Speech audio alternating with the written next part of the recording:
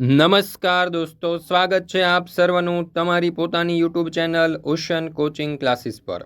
મિત્રો, ધોરણ 6ની વિજ્ઞાન વિષયની જે સ્વ અધ્યયન પોથી છે તે સ્વ અધ્યયન પોથીના ભાગ 3ની અંદર આપણને વિજ્ઞાન વિષયની અંદર પાઠ નંબર 6 આપેલો છે। નામ છે સજીવો, લક્ષણો અને નિવાસ સ્થાન। તેનું સંપૂર્ણ સોલ્યુશન આપણે આ વિડીયોની અંદર જોવાના છે। મિત્રો, અહીંયા તમે જોઈ શકો છો કે ધોરણ 6ની જે સ્વ અધ્યયન પોથી છે એ સ્વ અધ્યયન પોથીનો જે ભાગ 3 છે એ ભાગ 3ની અંદર તમે જોઈ શકો છો કે આપણને દરેક વિષયો આપેલા છે અને દરેક વિષયોના દરેક પાઠના સંપૂર્ણ સોલ્યુશનના વિડીયો અને પીડીએફ જે છે તે આપણી ચેનલ ઉપર મુકાઈ ચૂક્યા છે। તો આ વિડીયો અને પીડીએફનો અભ્યાસ કરવા માટેની લિંક તમને નીચે ડિસ્ક્રિપ્શન બોક્સની અંદર મળી જશે।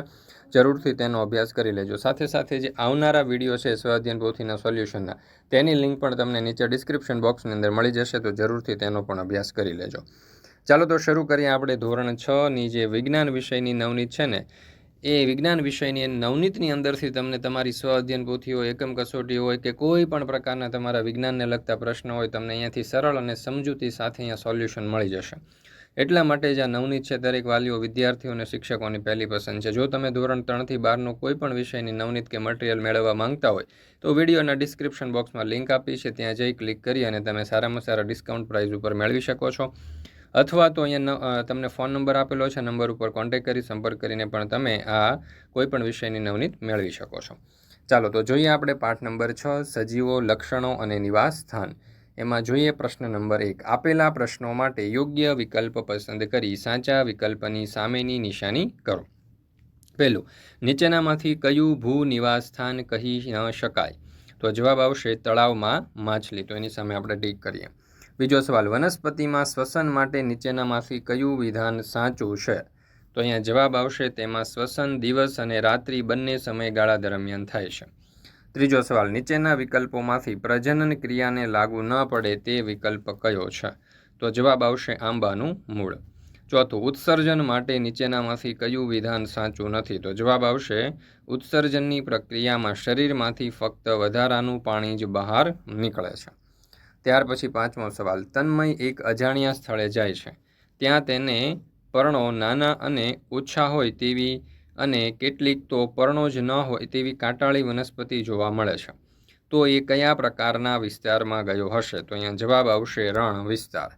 ત્યાર પછી છે પ્રશ્ન નંબર 2। નીચેના પ્રશ્નોના માંગ્યા મુજબ જવાબ આપો। પ્રશ્ન નંબર 6 થી 27। એમાં છઠ્ઠું, તમે જોયા હોય તેવા સજીવોના નામ લખો। તો ગાય, ભેંસ, માછલી, બકરી, ઉંદર, અજગર, હાથી, ઘોડો, સાપ, માણસ, મકોડો, વીછી, વાંદરો, કાચબો, મધમાખી વગેરે। મિત્રો, ધોરણ 3થી 8ની જે નવી સ્વ અધ્યયન પોથી 2024-25 આવી છે તે નવી સ્વ અધ્યયન પોથીના બધા જ ભાગના તમામ વિષયના જે સોલ્યુશન છે તે સોલ્યુશનની પીડીએફ મેળવવા માટેની લિંક તમને નીચે ડિસ્ક્રિપ્શન બોક્સની અંદર મળી જશે। જરૂરથી તેનો અભ્યાસ કરી લેજો। સાથે સાથે આપણા વોટ્સઅપ ગ્રુપમાં પણ જરૂરથી જોડાઈ જજો, જેથી કરીને સ્વ અધ્યયન પોથીના સોલ્યુશનના જે આવનારા વિડીયો છે તેની લિંક તમને વોટ્સઅપ પર પ્રાપ્ત થતી રહે।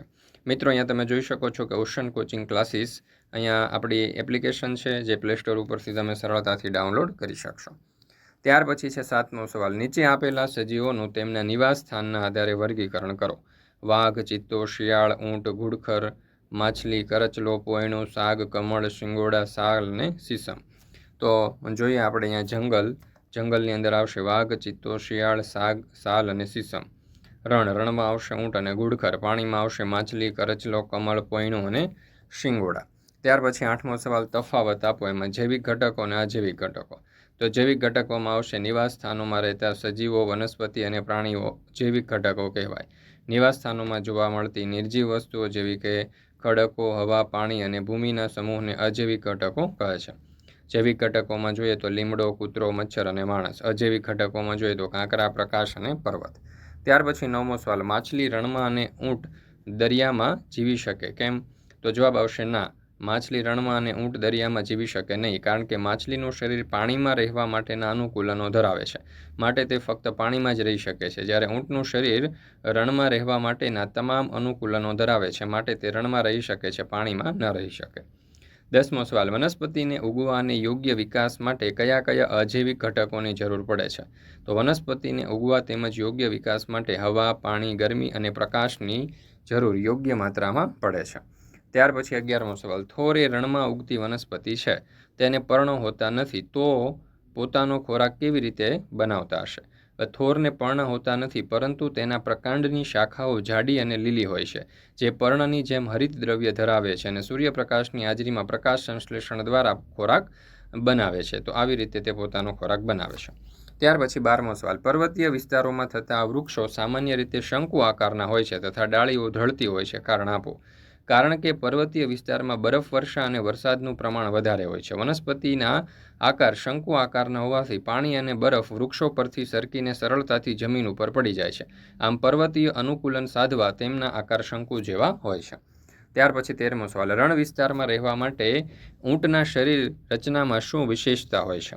તો ઊંટના પગમાં ગાદી હોય છે, આથી તેના પગ રણની રેતીમાં ખૂંપી જતા નથી, તેમજ ગરમ રેતીમાં સરળતાથી ચાલી શકે છે. તે લાંબા સમય સુધી ખોરાક અને પાણી વિના ચલાવી શકે છે.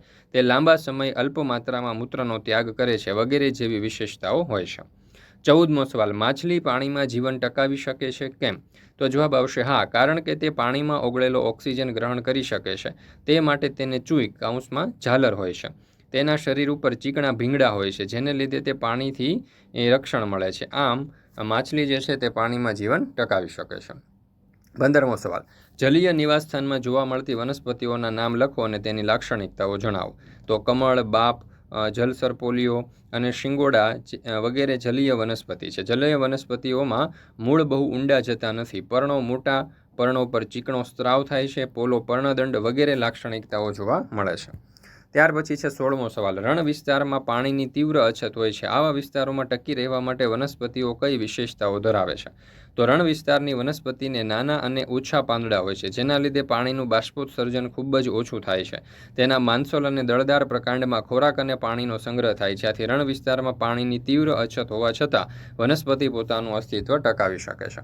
ત્યાર પછી 17મો સવાલ. તમે પોતે સજીવ છો, તમારામાં એવી કઈ લાક્ષણિકતાઓ છે જે તમને નિર્જીવથી જુદી તારવે છે? તો હલનચલન કરી શકીએ છીએ, અમારી વૃદ્ધિ થાય છે, શ્વસન કરીએ છીએ, ખોરાક ખાઈએ છીએ, એક જગ્યાએથી બીજી જગ્યાએ પોતાની જાતે જઈ શકીએ છીએ, ઉત્તેજના અનુભવાય છે, વગેરે જેવી લાક્ષણિકતાઓ નિર્જીવથી જુદા તારવે છે. ચાલો, ત્યાર પછી 18મો સવાલ. તમે મેદાન કે બગીચાની મુલાકાત લો અને ત્યાં જોવા મળતા સજીવ અને નિર્જીવ પદાર્થોની યાદી બનાવો. તો સજીવ પદાર્થોમાં આવશે કીડી, મકોડો, વનસ્પતિ, મચ્છર, વૃક્ષો, છોડ, વેલાઓ, પતંગિયું, ઈયળ, ભમરો વગેરે સજીવ છે. નિર્જીવ પદાર્થો જોઈએ તો એમાં માટી, લાકડું, પ્લાસ્ટિકનું ટાયર, કાચના ટુકડા, બાકડો, લપસણી, હિંચકા, ફુવારા વગેરે નિર્જીવ પદાર્થો છે. ત્યાર પછી 19મો સવાલ. પર્વતીય વિસ્તારોમાં રહેતા પ્રાણીઓ ત્યાંની પરિસ્થિતિ સામે ટકી રહેવા કયા કયા અનુકૂલનો ધરાવે છે? તો પર્વતીય વિસ્તારમાં રહેતા પ્રાણીઓના અનુકૂલનો નીચે મુજબ છે. પહેલું, ઠંડીથી રક્ષણ મેળવવા માટે તેમની ચામડી જાડી અને રૂંવાટી ધરાવે છે. ઉદાહરણ તરીકે યાકને લાંબા વાળ હોય છે, જેનાથી તેનું શરીર ગરમ રહે છે. હિમચિત્તાના શરીર, પગ અને પંજા ઉપર ગાઢ રૂંવાટી હોય છે, જે તેને બરફ પર ચાલતી વખતે ઠંડીથી બચાવે છે. પર્વતીય બકરીઓ મજબૂત ખરીઓ ધરાવે છે, જેથી ખડકાળ ઢાળ ઉપર દોડી શકે છે. ત્યાર પછી 20મો સવાલ. વનસ્પતિ પ્રજનન કરે છે. જવાબના સમર્થનમાં કારણો લખી સમજાવો. હા, તો વિવિધ વનસ્પતિઓ જુદી જુદી રીતે પ્રજનન કરે છે. મોટાભાગની વનસ્પતિ બીજ દ્વારા પ્રજનન કરે છે. કેટલીક વનસ્પતિઓની ડાળી અથવા પર્ણમાંથી નવી વનસ્પતિ ઉગતી હોય છે. બટાકુ પ્રાંકુર દ્વારા નવો છોડ ઉત્પન્ન કરી શકે છે, તો કેટલીક વનસ્પતિઓ કલમ દ્વારા પ્રજનન કરી શકે છે. ચાલો, ત્યાર પછી આપણે જોઈએ 21મો સવાલ. વર્ષાએ મગરને જોયો ત્યારે વિચાર આવ્યો કે મગર તો પાણીમાં અને જમીન ઉપર એમ બંને જગ્યાએ રહે છે, તો મગરને નિવાસસ્થાનના આધારે કયા પ્રકારનું પ્રાણી કહેવાય? હવે મગર જમીન અને પાણી એમ બંને જગ્યાએ રહેવા માટેના અનુકૂલનો ધરાવે છે, માટે તે જમીન અને પાણી બંને જગ્યાએ રહી શકે છે. તો જમીન અને પાણી બંને જગ્યાએ રહી શકતા હોય તેવા પ્રાણીઓને ઉભયજીવી પ્રાણીઓ કહેવામાં આવે છે. ત્યાર પછી 22મો સવાલ. નિષ્ઠાએ વનસ્પતિ જોઈ ત્યારે એને થયું કે આ વનસ્પતિ આપણી જેમ મોં વડે કશું ખાતી નથી કે તેને મોં પણ નથી, તો પછી વનસ્પતિ સજીવ કહેવાય કે નિર્જીવ? કેમ? વનસ્પતિ સજીવ કહેવાય, કારણ કે તે પ્રકાશ સંશ્લેષણની ક્રિયા દ્વારા પોતાનો ખોરાક જાતે બનાવે છે, માટે તેને મોં વડે ખોરાક ખાવાની જરૂર પડતી નથી. આ ઉપરાંત વનસ્પતિ પ્રજનન કરે છે, વનસ્પતિની વૃદ્ધિ થાય છે, વનસ્પતિ શ્વસન કરે છે, માટે વનસ્પતિને સજીવ કહી શકાય. ત્યાર પછી 23મો સવાલ. શું વનસ્પતિ ઉત્તેજના પ્રત્યે પ્રતિચાર આપે છે? જો હા, તો તમે જાણતા હોય તેવી વનસ્પતિઓના નામ લખો. લજામણીના છોડની ડાળીને અડકતા તેના પર્ણો બીડાઈ જાય છે. સૂર્યમુખીના છોડના પુષ્પ સૂર્યની તરફ રહે છે અને સૂર્યાસ્ત થતાં પુષ્પ નમી જાય છે. પોયણા અને રાતરાણીના પુષ્પો માત્ર રાતે જ ખીલે છે. ત્યાર પછી 24મો સવાલ, તમે જાણતા હોય તેવી વનસ્પતિઓની યાદી બનાવી આ વનસ્પતિઓને તેમના નિવાસ સ્થાનના આધારે અલગ તારો. એમાં જલીય વનસ્પતિ તો બામ, જળસર પુલિયો, કમળ, શિંગોડા. પર્વતીય વિસ્તારમાં તો પાઇન, ઓક, દેવદાર. રણ વિસ્તારમાં થોર, સરુ, આંકડો, બાવળ.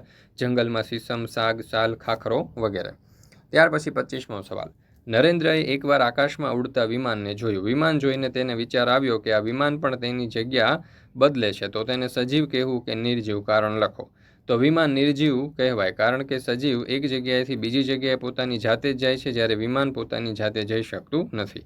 વિમાન ચાલક દ્વારા તેને આકાશમાં ઉડાડવામાં આવે છે, તેથી વિમાન નિર્જીવ કહેવાય. ત્યાર પછી 26મો સવાલ, જો તમે મેદાની વિસ્તારમાંથી અચાનક જ ઊંચા પર્વતીય વિસ્તારમાં રહેવા જાઓ તો તમને શ્વાસ લેવામાં કે શારીરિક ક્રિયાઓમાં તકલીફ પડશે. શા માટે? તો જવાબ આવશે હા, શ્વાસ લેવામાં અને શારીરિક ક્રિયાઓમાં તકલીફ પડી શકે છે, કારણ કે પર્વતીય વિસ્તારમાં હવામાં ઓક્સિજનનું સ્તર મેદાની વિસ્તારો કરતાં ઓછું હોય છે. આથી શરીરને ઓક્સિજન મેળવવામાં મુશ્કેલી થાય છે, જેના કારણે શ્વાસ લેવામાં તકલીફ થાય છે. ત્યાર પછી 27મો સવાલ, વનસ્પતિ હલનચલન કરી શકતી નથી, જ્યારે કાર, બસ જેવા વાહનો હલનચલન કરી શકે છે.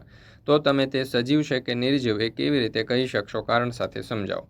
તો કાર અને બસ હલનચલન કરી શકે છે, પરંતુ તેઓ નિર્જીવ છે, કારણ કે તેઓનું હલનચલન ડ્રાઈવર દ્વારા નિયંત્રિત થાય છે અને તેઓ સ્વતંત્ર રીતે વિકાસ, બુદ્ધિ અને પ્રજનન કરી શકતા નથી. જ્યારે વનસ્પતિ સજીવ છે, કારણ કે તે પોતાનો ખોરાક જાતે બનાવે છે, પ્રજનન કરે છે, વૃદ્ધિ પામે છે અને શ્વસન કરે છે.